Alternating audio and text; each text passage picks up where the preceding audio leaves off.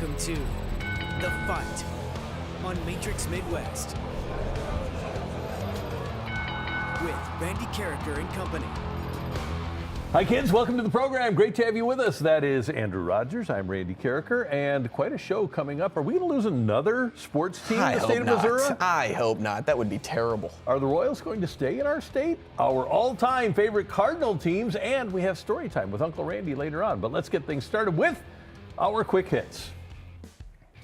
And every week now, The Athletic is coming out with their NHL trade big board. And the latest one from Chris Johnston has the Blues' Robert Thomas at number 5. It's hard to imagine that Doug Armstrong is proactively making calls about Thomas, but he's willing to listen. Johnston writes it would take a serious offer to land Thomas in the prime of his career, but the Blues are open for business. Also on the big board, Jordan Kyrou is number 21, Justin Falk number 23, Jordan Binnington is number 31, and Braden Shen is number 35. Let's start with Thomas, because I would be absolutely stunned if another team would give up what it would take to get Robert Thomas from the Blues. I would be too, and I would also be stunned if Army is actively trying to trade that man too. This feels more like asset management over panic over anything else, at least with him. With the other guys, I think it's a different story. And I don't think Doug Armstrong panics. I think that he's had it with Jordan Kyrou. The Blues apparently were interested in moving him last offseason. It only makes sense to move a guy like Justin Falk. With Binnington, again, I think it would depend on the return. And with Braden Shen, it would, for the Blues to trade their captain, I think they're going to have to get a pretty decent return. And obviously, he's going to have to give up his no-trade clause. And does somebody else wear the C this year, Randy? Or do you wait until the offseason to figure out who that guy is? Yeah, you wait until the offseason, because at one point, Doug Armstrong was talking about Thomas being the captain. I think he's probably defined himself now as not being captain material, but you've got neighbors who could absolutely do it. Parayko still has a lot of leadership ability, and he's looked up to by young players in that room. I don't think that that's an easy choice for the Blues. Well, the good thing for St. Louis is you probably have, 2 months to figure that out? See who plays like a captain, who leads like a captain going into the offseason, and then you can award that C, say, middle of the summer or right before the start of the year. Here's an interesting thing. Last summer, we read about how Mizzou's athletic department lost $9 million during the school year, and we were thinking, holy cow, they lost $9 million? And that was expected because the school expected that deficit. But how about this? A report at NJ.com says Rutgers' athletic department's deficit ran at a $78 million clip last year. And that athletic department has lost $500 million since joining the Big Ten in 2014. Athletic Director Kelly Zinn said, quote, "You could make the argument that we do not have an expense problem, but we do have, in fact, a revenue problem, and a pretty significant one. Rutgers took in $72 million from football. They can't be the only school experiencing these kinds of losses, but how do schools compete and run at a break-even rate financially when they're in the position like a Rutgers is?" Well, I wonder if Rutgers even planned on the Big Ten looking like it does today when they joined in 2014. They probably thought, hey, we made the move from the Big East. This is a good spot for us to be, and we can now be recognized at the status that we want to be. But this is a whole different ballgame. I mean, you're talking about a school that I wonder what the fan support even looks like for other sports across the board. I look at, say, Nebraska, and I know I'm a Nebraska fan, but that team could go 1-10 in football, and they would still make money in the season because that's all those fans care about. Who actually cares about Rutgers athletics enough to give them the money they need? This is one of the college missteps, because the colleges were all about getting into big markets and having a footprint in the market. Problem is, nobody in New York cares about Rutgers. So they go there, and yes, Rutgers is sharing in the revenue, but they don't draw fans. The athletic department as a whole doesn't do very well financially, clearly, and it's not something that's going to turn around. You aren't going to turn Rutgers into a New York college tradition overnight, or in the next 10 years, or in the next 20 years. It's just not going to happen. Well, they're like Angel Reese. They spend too much money than what they make. And you can't survive that way. NFL, after the Cleveland Browns hired former Ravens offensive coordinator Todd Monken as their new coach, only the Raiders and the Cardinals have openings now. Those teams might be waiting until the Super Bowl ends so that they can talk to Seahawks offensive coordinator Clint Kubiak again. But What are their coaching staffs going to look like after all the teams that have fired coaches build their staffs before Vegas and Arizona hire their head guy? That's one of the underrated aspects of getting ahead of the game like the Giants did in hiring Harbaugh as quickly as they did, especially if you fired your coach during the season or if you fired coordinators during the season. You should have a list and you should be prepared by now. You should know who your coach is going to be. Although the last time the Arizona Cardinals hired a coach, Jonathan Gannon, he was the last guy hired after the Super Bowl. Now, think and know are two different things, and want is another piece to this too. You're a Cardinals fan. Who do you want, Randy, at this point versus who do you think the Cardinals will hire? Well, I think they're going to hire Vance Joseph ultimately, but the guy I wanted, they've never even talked to, Sean McDermott. How can you be the Raiders or the Cardinals and not make an all-out effort to have Sean McDermott as your head coach? Yeah, I'm right there with you. I think Sean McDermott is by far the guy that everybody should go after right now, except what they're waiting on is Clint Kubiak. And look, I think Clint Kubiak's a great coach. He's a great offensive mind. He would work great with a team that's getting the #1 overall pick next year. There's also a guy by the name of Cliff Kingsbury that you could bring in as your OC who's worked with a lot of great quarterbacks over the years and molded them. So he would work for Fernando Mendoza. But the thing here is, you're right. The point you're making is, who do you have left to build a staff from? And if, say, Cliff Kingsbury goes to the Eagles tomorrow, who's left? Right. There's not going to be much out there. Although the Chargers did just hire Western Michigan's defensive coordinator to run their defense, so you can go to the college route. Across the state, the Royals were hoping that Clay County, Kansas would schedule a vote to help them fund a new stadium and follow the Chiefs to Kansas. But Clay County says no vote in April. Now, hours before that announcement, the Royals had scratched an old Sprint campus in Kansas off its list, so it looks like they aren't going to cross the state line. It's back to Missouri for the Royals, who are looking at a site near downtown in Washington Square Park as the last publicized possibility for a new Royals stadium. The park is surrounded on two sides by Crown Center, served by the streetcar and an easy walk from Union Station or the Crossroads Arts District. So it seems like a good location, but I wonder if Missouri now, with what happened with the Chiefs, is going to get on board with helping out the Royals. I think this is Missouri's race to lose, and they should be in this race wholeheartedly. You do not want that economic loss too with Kansas City. I love the location. I think what the Royals and the state of Missouri really needs to do is build this up to be a destination spot for other people that want to come watch a sporting event in Kansas City and say, no, I want to go there because this is the flashy new thing. And I want this to become that, hey, I plan my trip around going to watch the Royals. That's what they should do in Washington Square Park. And I haven't studied why this is the case, but MLS, the hockey, basketball, baseball, they want their stadiums in more urban areas. They want them in downtown areas. For the NFL on Sunday afternoon, it doesn't matter if you're way out in the boonies, like Arrowhead Stadium is for Kansas City. But why is Busch Stadium built in downtown St. Louis? Why was the Dome built in downtown St. Louis?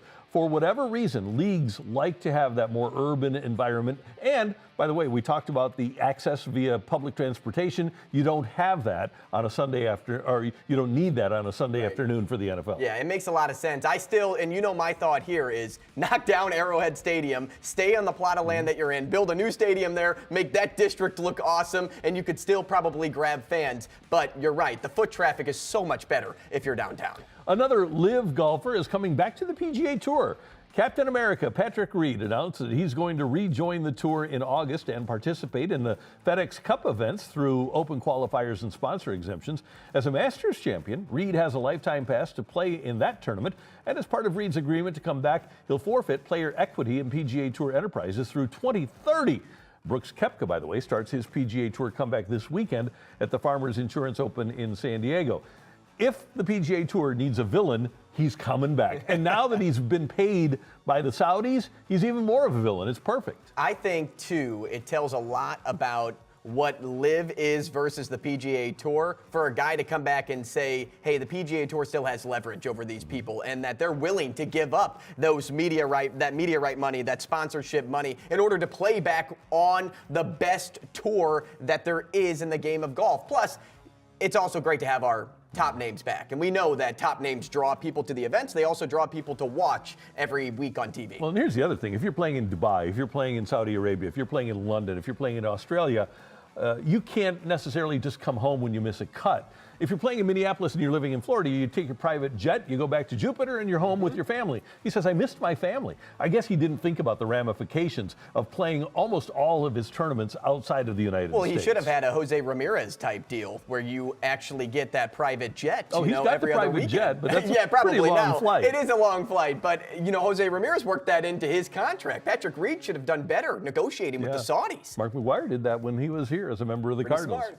Those are your quick hits here in the fight, and later in the show, we're going to play some risky business. I've got a bet for you already when we put together our parlay. And coming up next, we don't get the chance to talk to MLB Network lead anchor Greg Amsinger today, but MLB Network did something really cool that we're going to steal. It's next here in the fight.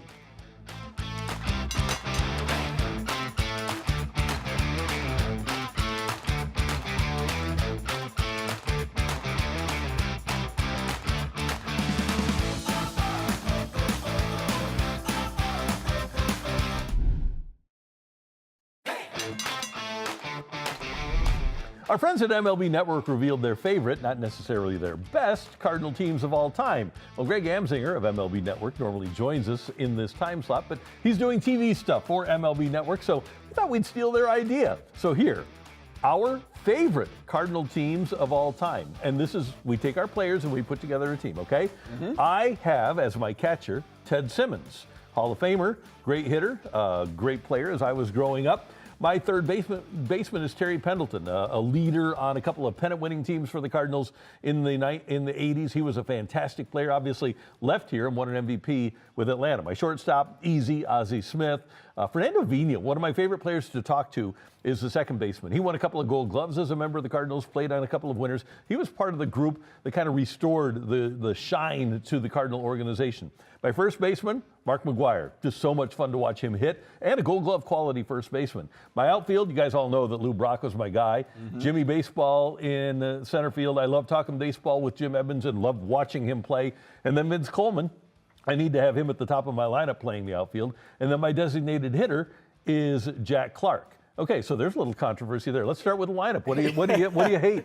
Well, I know you're going to hate a couple of so things. Funny. I wish I would have gone first Okay. for starters, because for me to sit here and tell Randy that he's wrong for picking his favorites and saying that your favorites are wrong, he's just going to totally kill me whenever I go. But I'm going to do it anyway. Okay. Where the heck is Stan the Man on this list? I never saw Stan play. He was one of my favorite people, but he can't be one of my favorite players if I never saw him play. But see, I think that's okay because you love history and you're a huge history buff, so you like to read a lot about what Stan did So for the organization. let's say that I put Stan Musial in there. You want me to bench Lou Brock? Well, you want I me put to him on the bench other side. Jimmy Baseball? Put him on the other side. Or, no, you should do, here's what Is you he should going to do. be my DH? No, maybe. You should do Mark McGwire as your DH and put Stan at first. McGuire's a better defensive first baseman than Stan. All right, then flip-flop him. Make him your DH. So take off Jack Clark, who see ya. spent 3 years here, was the centerpiece of 2 pennant-winning teams.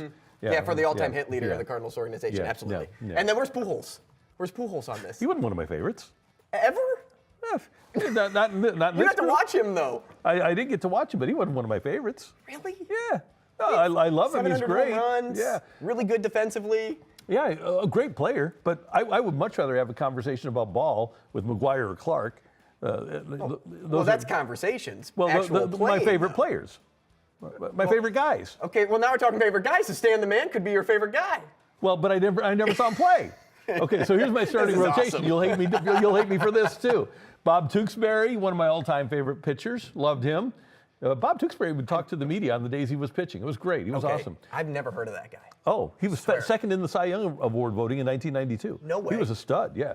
Okay, Well, there you he go. was a stud here, pitching for Joe Torre. Andy Bennis, one of the nicest people in the world. know him. Chris Carpenter, extremely competitive and a great guy. Waino, we all know that he's great. And maybe my favorite starting pitcher of all time is Danny Cox. Still love Danny, and Danny and I have a great relationship. Where's What a Bob? stud. 18 wins, 274 innings in 1985 for that pennant-winning team. He would have been the MVP of the World Series if it weren't for Don Denkinger. Oh, okay. Yeah, he was great. And Don Denkinger was a great player, right? Because he played for the other team. Yeah, he did play for the other team. And then my bullpen, a couple of closers, Bruce Sutter and Lee Smith. I got our buddy Ricky Horton in there. I got another buddy, great guy, Al Roboski, and then another one of my favorite people, Jason Isringhausen. So that is my group.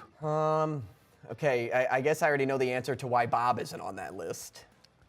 And that's really the only gripe. I love Bob Gibson. He was great. But here's the thing.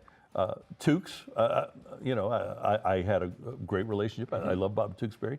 Andy Bennis is a stud. Carpenter's great. Wayno's great. Coxey's great. As much as I love Bob Gibson, and he was certainly a better pitcher than all of these guys, but he's just not there as my favorite. Yep, and that's the key word, right, is favorite. All right, let me give you mine because I think based on what you know about this organization, and how long have you been a Cardinals fan for? Since I was 10, so 53 years. Yeah, so you've been around. You know these guys. 9, like the back of your hand, really. Yeah. Okay, so obviously for me, this has been like a fandom since 2004, really. I think I said what I can remember. And then I date myself with history a little bit. Yachty is my catcher. Yachty is one of my all-time favorite players. He has to be my catcher. He's obviously the best defensive catcher I've ever seen. Yachty is, by the way, he was a spectacular player. But as long as I've been in this business, and I've been in this business since 1983, so what are we talking, 43 years? I've never had a player that was here for a long time that I had no relationship with whatsoever, except for Yadier Molina. How funny is that? He also kind of took that same personality to when he signed autographs. He would never sign. Right? Right. He would only do it, a little bit like Pujols. Pujols would only do it for his charity or for the charitable works. Yeah. Yachty was a little bit of the same, but I have a Yachty signed ball, so I think I have that connection with him. And with Albert, the reason is because he had an agreement with a company. Right? And that's true, too. Yeah, so that's a good point. That's why he was limited in the amount of autographs that he could sign. Okay. All right, Pujols, though, is my first baseman. Nothing wrong with that. I have Big Mac as my DH. He was my favorite player to draft in Backyard Baseball 2001. Oh, yeah, he's a good guy to have. He is my three-hole guy. I like Kenny Yamaguchi, but I'll give you Big Mac. Yeah, I wish Pablo Sanchez was a Cardinal because he would be on this list, too. Which, by the way, Pablo Sanchez is going to have a bobblehead with the Giants this year. So if there's ever a trip to go to San Francisco, it's for that game. No doubt. All right, my second baseman, Matt Carpenter. The reason I have Carp is because he was, to me, one of the best leadoff hitters I've ever seen. He worked so many counts, and he always got on base. I like guys that get on base. Give me the 2006 World Series MVP as my shortstop. I didn't get to watch Ozzie, and I know Ozzie is the best to ever play that position. I never got to watch Ozzie, although we've gotten to talk to Ozzie a lot on this show, and I really like Ozzie as a person, so he could easily swoop in and take Eckstein. And it's amazing that as good as Edgar Renteria was, we don't have Edgar Renteria. That is a great point, either. too. I didn't even think about Edgar when I was making this. It was between Ozzie and Eckstein. That is bizarre, now that you bring up his name. Okay, third baseman, I am going with Scott Rowland. Scott Rowland was just, to me, it would be Nolan Arenado because he was my favorite player recently, but he had the long-term success in St. Louis. That's why he's my third baseman. And then my outfield is going to be Matthew Holliday. Oh, good, okay. Oh, no, Lou Brock. I had Lou Brock out there. It was between him and Matt Holliday, and I had to go Lou Brock because I knew Randy would grill me if I didn't put him on the absolutely. list. John Jay is my center fielder, my favorite Cardinal of all time. Okay, good. And Stan the Man is playing right John field. Jay, underrated player. I think so, too, defensively and now as a coach. He's one of the best voices the Cardinals have in that room. No doubt about it. Tell me about my team. And then you've got Stan. I like your team. You can win with this group. And, again, if you're going by having, good guys, Pujols, good guy, Big Mac, good guy, Carpenter, and then some of your backups at second base. Red Schoendienst, maybe the nicest Cardinal ever. Yeah, that was my Longer, backup. Schumacher. Skip is one of my favorites. You can't go wrong with Eckstein. He's awesome. Roland is great. Brock. And I wouldn't have complained if you took Matt Holliday and left. You also had Jimmy Baseball as a backup to John Jay and then Stan the Man. I like that group. I feel like such a jerk now. I just totally went all. Look at Randy taking the high road, and I'm over here. Oh my goodness! All right, can you at least give me some? Grill me at least a little bit for my pitching so I can feel better about myself. Okay, you got it. Okay, Bob Gibson is my starter. Then I have Wayno and Carp, who you had as well. I loved Matty Moe. He was my favorite, and I'm a video game guy. 20-game winner. He was my favorite pitcher in MLB 2004 for the GameCube. And then I have Steve Carlton. I wanted a lefty, and arguably probably the greatest lefty the Cardinals have ever had. Is that okay to say? I think I might have gone John Tudor there. Oh, okay. Yeah, that's fine, too. Yeah. Tudor's a good name. Yeah, highest winning percentage of any lefty in Cardinal history. That is good. Yeah, better than Donovan Osborne. And then my relief pitchers. I love your bullpen. Because I love Al, I love Izzy, I loved Suter. Ryan Helsley's a great guy. Todd Worrell, one of my favorite people. Right, and Dennis Eckersley was a backup for me because I just thought when he got here when he was 41, 42, he was still awesome. He was. He was pitching at a good time, coming over from the Oakland A's where they had a little help. So what's that little help? I'm just saying. You gonna say any more? They had a lot of guys that were playing into their mid-40s. They definitely did. But notice how I have probably the best mustache gang, though, in the bullpen, right, with Raboski and Eckersley. The best stashes in sports. No doubt about it. Okay, you don't know who Bob Tewksbury was. No, I don't. So you'd never heard of him. So Bob Tewksbury, great pitch-to-contact guy, used his defense. He was an 18-game winner for the Cardinals in 1992. And he just, as a matter of fact, when he pitched for the Twins against Mark McGwire, he threw the eephus pitch to get Big Mac out. Oh, the eephus. Yeah. He was a really good pitcher, and he wasn't a Hall of Famer, and he had the one great year for the Cardinals. He was better than Kent Bottenfield, but the big thing and the reason I had him at number 1 on my list, because pitchers like Bob Gibson, who I never covered, but most pitchers, Chris Carpenter, you walk into a clubhouse on the day Chris Carpenter is pitching, and you don't even talk, let alone talk to him. Bob Tewksbury would come over on the day he was pitching, That's awesome. and he'd say, "Hey, Randy, how's it going? What's up?" So he was chill. Well, totally. And here's another thing about Bob Tewksbury. This was a really young team that he was playing with. It was a lot of the guys that you like: Langford, Brian Jordan, Bernard Gilkey. Give me 'em all. A pretty young group. Well, he would go into the clubhouse, get up in the clubhouse, and say, "Guys, and at that time the players generally lived in Chesterfield." He said, "Guys, we all live out 40. We're coming in. Why not leave a half hour early? And Children's Hospital is right there. Cardinal Glennon is right there. Why don't you just hop off the highway, go in and visit some kids, because you have this platform and kids will love to see you." And that had an influence on some of the young Cardinal players. The Tukes took it upon himself to get up in the clubhouse and say, "You know what? We've got this platform that we can utilize, and we can help other people, especially kids, feel better about where they are, or maybe distract them from what they're dealing with right now." One of the few players that I ever knew that, and by the way, Matt Holliday was another, that did that, but not only did it himself, but encouraged others to do it as well and use that platform. Well, no Pretty wonder cool. he's one of your favorites, because Great you, as well, are big into charitable work. Well, and so that kind of yeah. just runs through your blood of helping people and helping others. Well, and that's great. I think it's, especially if you're a pro athlete and you have that platform, and you have the time, why not? Yeah, that's why everybody loves those Make-A-Wish stories, right? Right. When you can go to a football practice and play next to Isaac Bruce for the day, like that's really cool, as long as you have the personalities for that. Okay, so who is the biggest snub here? Now, because of both teams, and you put backups in, I didn't put backups in. Who is like the best Cardinal Hall of Famer that we snubbed on this list? Probably Stan. Well, but you've got him on yours. Oh, in general. Between both the of group, ours. like we don't have Rogers Hornsby on this No. list. We don't have Joe But Medwick see, Rogers Hornsby on this wasn't list. the nicest guy. We talk about like good people. Yeah, or neither apparently was Medwick, but they were great players. That is true. But even if you go like from Orlando Cepeda is in the Hall of Fame, he didn't spend an awful lot of time as a Cardinal. How about Larry Walker? Larry Walker, there you go. That's a great call. That's a big time snub. So What about Jason Hayward?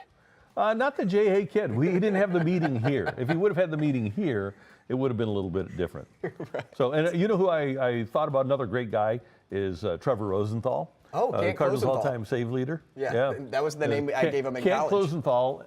Yeah, and how about David Freese our in St. producer, Louis? our director coming through. Yeah. Producer and director, I should say. The jack of all trades back there, saying David Freese. Yeah, That is a good one. Yeah, it's a fun list, and it will cause controversy and consternation throughout Cardinal Nation. How about Carlos Beltran, the most recent Hall of Famer? Yeah, so. Lance Berkman?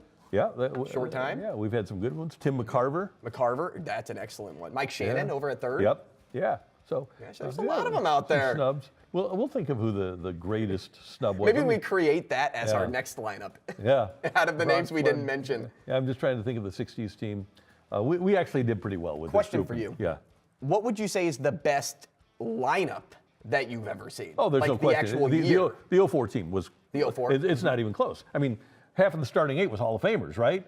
You had. I'm with you. Yachty and Pujols are going to be in there. Roland's in the Hall of Fame. Walker's in the Hall of Fame. Jimmy Edmonds should be in the Hall of Fame. Reggie Sanders, a really good player. Renteria. Yep, Renteria was an absolute stud. Tony Womack had a great year for that team. Great pitching. That lineup was the best Cardinal lineup ever, and I don't think it's well. How many teams all around have 4 Hall of Famers playing at the same time, and should be 5? Well, currently the Dodgers. Yeah, there you go. So that is our all-time Cardinal favorite teams. Yeah. That was fun, yeah. Coming up the list, the best buzzer beaters in basketball. That's next in the fight.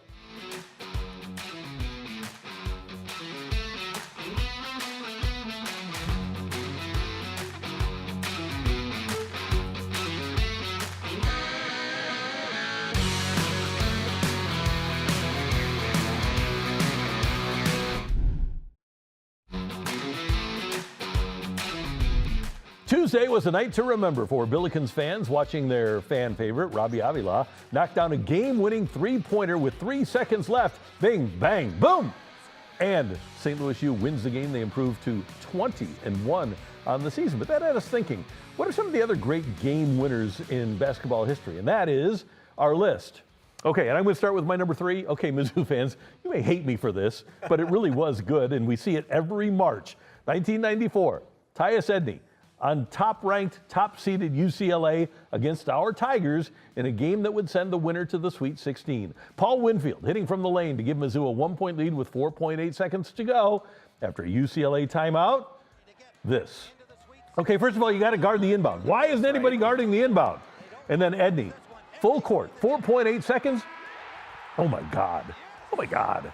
That's unbelievable. How does that happen? That he goes unabated from one end of the court to the other. He made a great play. Give him credit. UCLA was great and won the championship that year. But yeah, I was doing that. I was doing the reverse Cobra at that point too. That buzzer beater, one of the biggest heartbreaks ever for Mizzou fans. And I hate to put it in there, but it really was awesome. And you see it every year during March Madness. And you live for those moments during March too. The point that you made about the inbounder is important because that lone ranger standing back has to be the guy that doubles the ball handler or holds and plays help defense for the next guy to double the guy dribbling up the basketball. You have 4.8 seconds left. You know this guy's either going coast to coast or dishing it for a three. So if you're not going to guard the inbounder, you have to double team the guy with the basketball and let the other guy play help side. They didn't do either of those two things, and that's why you have such a bummer of a moment there in the 90s. Why we all remember Tyus Edney. Yeah, and probably the only reason why we remember that name. Yep. Okay, my number 3, Randy. When I think of game winners, I think of Dame time. He was always the center of attention for the Portland Trail Blazers, and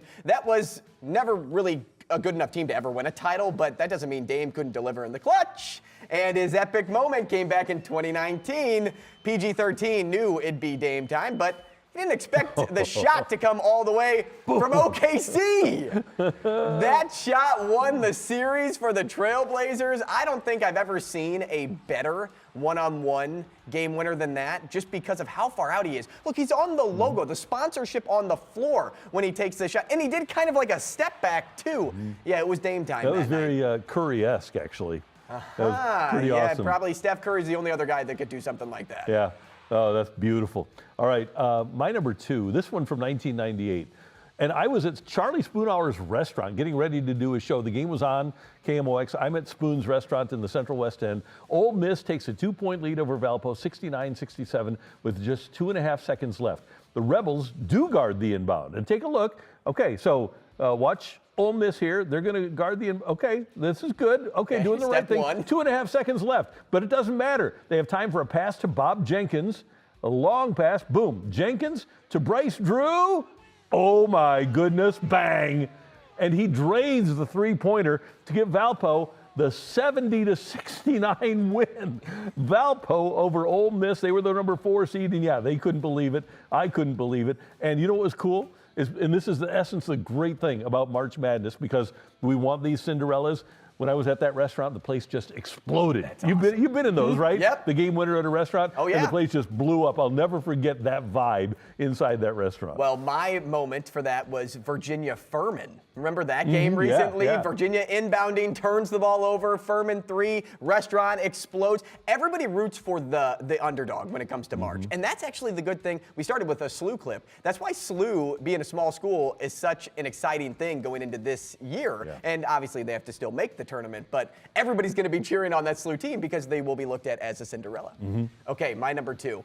The thing I learned about Michael Jordan is that you don't give him any extra motivation to be better than Michael Jordan. Well, in the 97 NBA Finals, I'm sure getting passed over for NBA MVP by the guy standing across from him, Karl Malone, was his, okay, let's go moment. Jordan won Game 1 for the Bulls on a buzzer beater. In Game 5, he had the flu and still scored 38 and hit the game-winning 3. But Game 6 is where the magic happened. He passed up the contested shot for a wide-open Steve Kerr. Yes, sir! Steve Kerr, everybody. It doesn't get any better than Marv calling it either.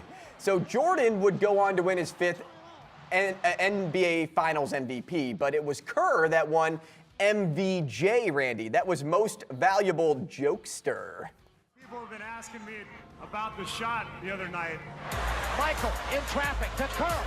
And there have been some misconceptions about what actually happened. I wanted to clear it up. When we called timeout with 25 seconds to go, we went into the huddle.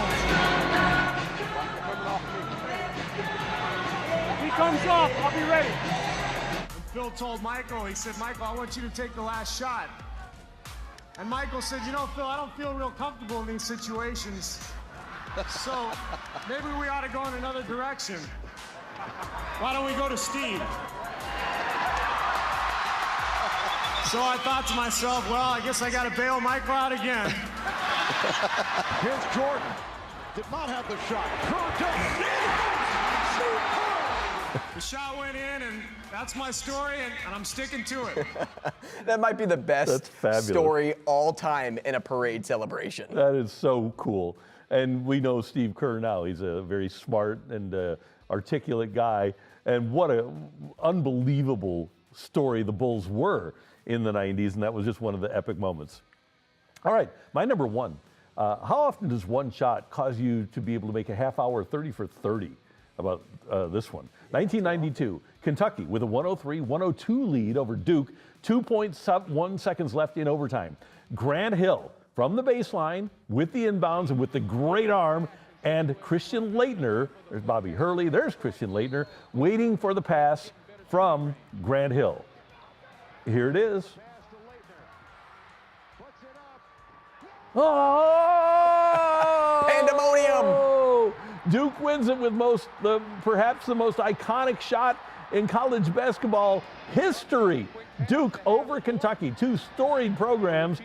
2.1 seconds left, once on the ground, the big turnaround, and bang, Laettner hits it to break the hearts of not only the Kentucky players, but the entire state of Kentucky. And how about that throw from Grant Hill? So, two things that I want to bring up here. The first is your number 1 and number 2 are deep balls that actually work. Those are plays that you draw up in the huddle that never work. Right? It's always a ball that gets deflected, or you overthrow your target and then you don't actually get the shot attempt. 2 times in history now, and on this list as well, that it actually worked, and they were huge moments. And then the second thing, you asked about how you can make a 30 for 30 off one shot. Christian Laettner was also one of the most hated people in all of basketball, so that made it easy to go off the court. Kentucky was a great story. And by the way, Travis Ford was on that Kentucky team, former Billiken coach. But Jamal Mashburn was a great story. Grant Hill was a great story. Coach K and Rick Pitino, great stories. A lot of great stories to build around that shot. Yeah, greatness in one film. Okay, my number 1. The national championship game, Randy. And before we relive it, I must say March Madness is my favorite time of year because I just love madness. Okay, let's do it now. It is UNC Villanova. The Tar Heels down 3 with 14 to play, and Marcus Page hits the impossible 3. A circus shot, totally off balance, that ties the game at 74. And at this point, I think we can all agree that we thought overtime was coming. Until we talk about drawing up great plays, Jay Wright drew up might be the greatest play in all of national championship history. Let's go to the next clip here with Chris Jenkins and listen to the call. 3 seconds at midcourt. Jenkins Gives it to Jenkins for the championship.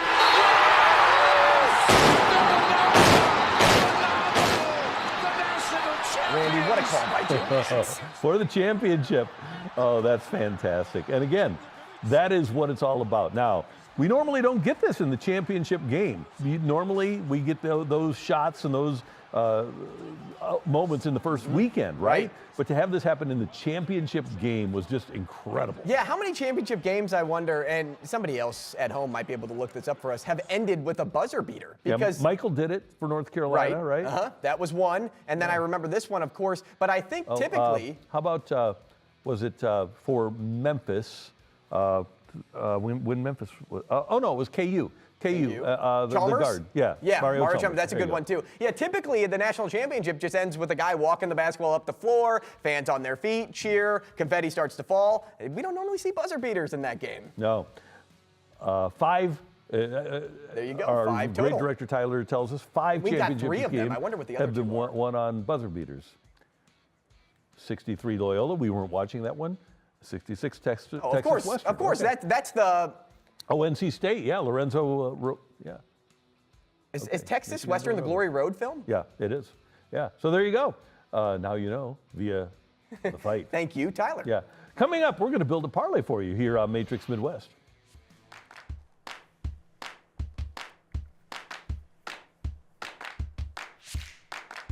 Hey, I don't want you to get sidelined by bone or joint pain. If you need to get a knee or a hip replaced or a shoulder, the orthopedic specialists at St. Luke's are dedicated to helping you get back to a pain-free life. And if it is time to replace a joint, St. Luke's offers advanced orthopedic treatment and surgical options, including robotic-assisted surgeries.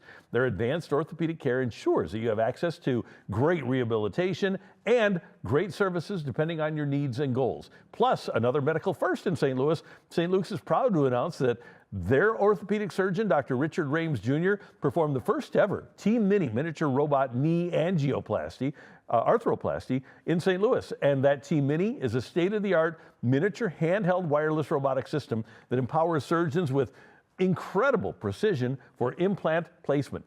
And you need to learn about it if you're planning on getting a knee or a hip replaced at St. Luke's. You can get the best groundbreaking information and the best groundbreaking technology at St. Luke's. They have a commitment to bringing innovative, patient-focused technology to you and to the St. Louis community. Find out how St. Luke's orthopedic specialists can help you live your best life. Call 314-205-6060 or go to stlukes-stl.com.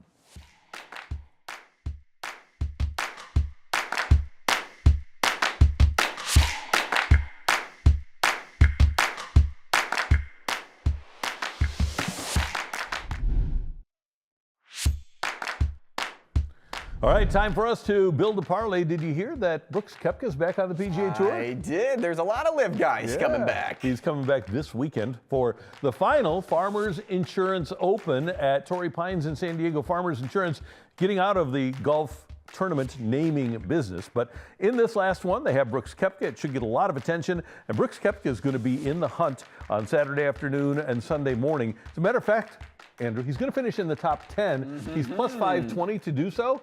And I'm going to go with Koepka to be a top 10 finisher at the Farmers. I actually think him outright winning this is a possibility not a and bad great value at plus 4,400. So I love the Brooks Koepka play. Welcome back, Brooks. Mine, Randy, let's go to top 20 for a moment here. I'm going to roll all the way down to a guy by the name of Ryan Gerard. Ryan Gerard has been on a tear lately. Back-to-back top 2 finishes, and he was a top 15 finish here at Torrey Pines last year. This course plays really well to drivers, guys that can drive the ball far. He's 14th on the list of golfers there that can drive the golf ball. So everything's kind of working and piecing together for Ryan Gerard. I'm going to go with him to get a top 20 finish. I like this. So let's put it together. Ooh, we're at plus 1549. When is this thing going to be nice to me? We spend 100 and we get 1549 back. Look at that. That's quick math by you. Pretty cool. Thank you very much. All right, that is Building a Parlay. Coming up, we've got Take It or Leave It and Story Time with Uncle Randy, plus Today in Sports History. And it's a good one coming up in the fight.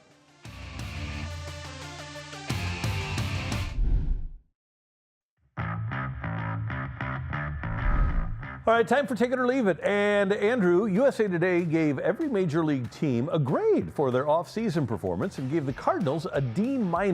But take it or leave it, based on what they wanted to accomplish, the Cardinals should be higher than a D-. Yeah, I will absolutely take that. I'm assuming the grade reflects what they think the Cardinals are going to be this year versus what we know the Cardinals are trying to do. Using deductive reasoning, that can only make sense as to why a team would get a D-. Right. If your goal is to be mediocre, which mine always was in school, I think you should be rewarded for that. So, funny. If you're getting a D- here. You might as well give an F, right? Why give a D-? Yeah. So if you're going to give the Cardinals an F, which is what they should, but instead you elevate them to a D-, what elevated the Cardinals to a D-? Signing Dustin May? You know what? It's a diploma factory. They just want to run them through the system and get them out of there. You don't want them to repeat sophomore year. Exactly, right. Right. I don't want them to repeat this year either, so let's move on to junior year. Okay, mine for you, Randy, is this. So I mentioned Matt Rule earlier this week, and as we know, he used to be the coach of the Panthers and had very little success there. His OC was Joe Brady, who just got promoted to be the head coach of the Bills. My take it or leave it for you is this. If he couldn't make Sam Darnold, CMC, and DJ Moore work, he won't have the type of success Buffalo wants him to have either. I think you have to take that. Now, I know Buffalo said, well, we really like the way that he appears to be a CEO. How do you know if he's going to be a CEO or a head coach? Who is that guy that Denver had? Rodgers' offensive coordinator, Nathan. Oh, my gosh. Nathan. The guy who just had no charisma. You wonder how the hell he got the job. I don't remember his last name, but he wound up as I can see him. Yeah, offensive coordinator of the Jets, too. Hackett? Nathaniel Hackett. Yes. There you go. Nathaniel Hackett. Yeah. He could wind up being that guy. Scott Linehan here. I like Scott Linehan, but he was boring. He was not a person. He's not a leader of men, I can tell you that. You don't know if Joe Brady's going to wind up being the same guy. This is all dependent on Josh Allen. Yep. Is Josh Allen going to get to a Super Bowl under Joe Brady? If so, he might have Bill Belichick type of success, there right? You You reflect off of your quarterback. But the reason I take this too is, yes, these guys were all awesome, and they also got hurt. And week 2, I think CMC got hurt, and Sam Darnold just. Nobody could really play for Matt Rule at the NFL, so I don't really knock Joe Brady too much. But Buffalo wants a Super Bowl, and I don't know if Joe Brady's that guy. I can't disagree with you at all. I'd rather have Sean McDermott than Joe Brady. All right, time now for story time with Uncle Randy. And this is a fun element where we're going to spin a wheel. We're going to get you a decade, and we're going to get you a sport. And I'm going to tell you a little story about the 1990s. Let's find out what our sport is. I got some 1990s stories for you today. And we're going to go, I'll go early 90s football. All right. Okay. Early 90s, so you're not going to go late 90s Rams then. Oh, no, okay. So I got an early 90s story for you. So in 1991, Jim Hannafin was the offensive line coach of the Washington Redskins. And I had developed a relationship with Coach while he was here. And so I kind of followed the Redskins around in 1991. And they were playing in Cincinnati. And me and my buddy Scott Adamek played in a fantasy football league together. Scotty was an intern of mine at KMOX. He's at Cardinals now, does fabulous work.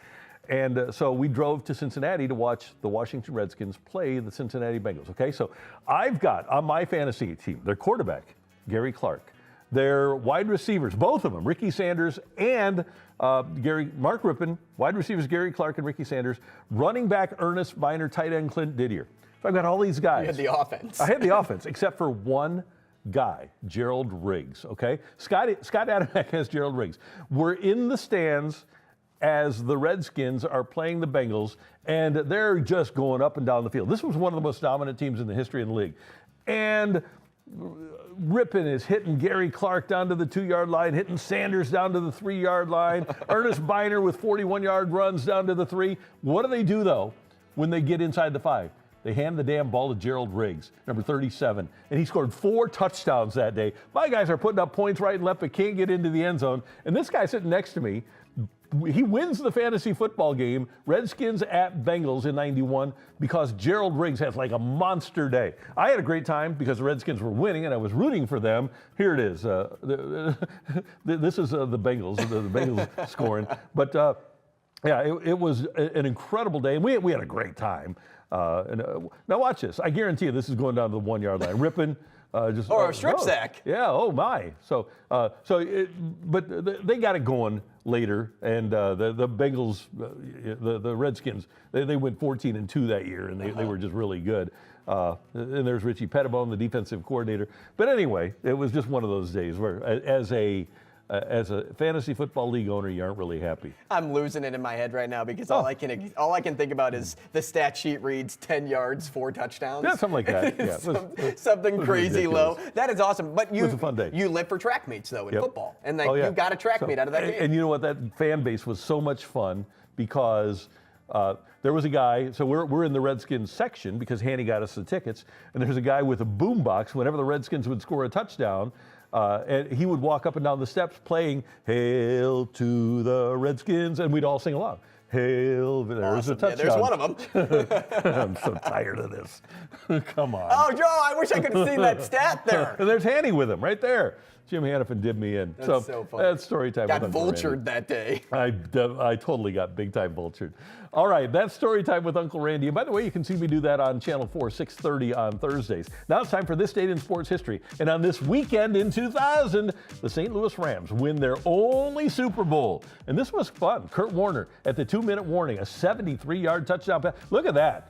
You talk about an adjustment by Isaac Bruce, and then races into the end zone. He's actually looking up at the board at himself running. Did you know that? No, he I was didn't. looking up at the board, watching himself running to see who was behind him on that 73-yard touchdown pass. And then Tennessee comes back, last play of the game, and what's going to happen? Al Michaels is going to tell us that the Titans can't make the play. Mike Jones makes the tackle, and the Rams win the Super Bowl, and it'll be the only Super Bowl victory that St. Louis will ever have. Ever. And that means no other football team coming back and even having a chance at getting another Super Bowl.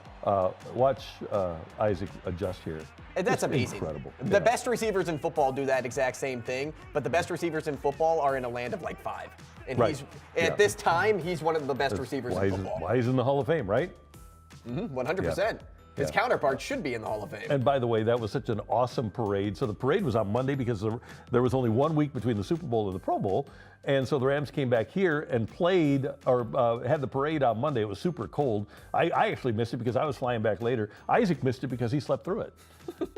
So that happens. But if you ever wanted to see a fun parade, the Rams victory parade after they won Super Bowl 34 was pretty incredible. Yeah, that is awesome. And if you ever want to know the most overused trivia question at all trivia nights, it's who made the last tackle to win the Super Bowl for the Rams. That is. And who scored the very first touchdown in St. Louis Rams history? That's a you thing, not me. That's an Isaac Bruce. Oh, there. See, I could have made that guess. There Darn you go. it! Blocked a punt, scored a touchdown. Well, good thing you're at my table. Yeah. I don't need to know that answer. I am. Hey, we are always available on, well, let's start with this. We're on every night at 5 o'clock, 10 o'clock, and then again 7 the next morning. And if you're watching on the app, the Matrix Midwest app or the KMOV app, you can see us with all of our highlights and everything now. So check us out in real time on the apps and on matrixmidwest.com. And you can also sign up to participate in the fight, where I have a pretty good winning streak going in the fight. 19. Best 19 in sports? I always ask you that before, so Johnny you can think Unitas. about it. Okay, Johnny Unitas. So I'm going to ask you for a different one then. Yeah, way next better week. than Eiserman. I hated Eiserman. So yeah, it's Johnny Unitas without All the way. question. There you go. Or John Jay, maybe. Yeah, John Jay, I'll take that. It's my guy. There you go. Thanks for tuning in. For Andrew Rogers and our director, Tyler Klaus. We want you to know that we really are happy that you've joined us. Tell your friends that we're on the air every night, and we will see you next time here on The Fight. You great job as always. Great job by you. For Andrew Rogers and Tyler Klaus, I'm Randy Carricker. So long, everybody. See you next time.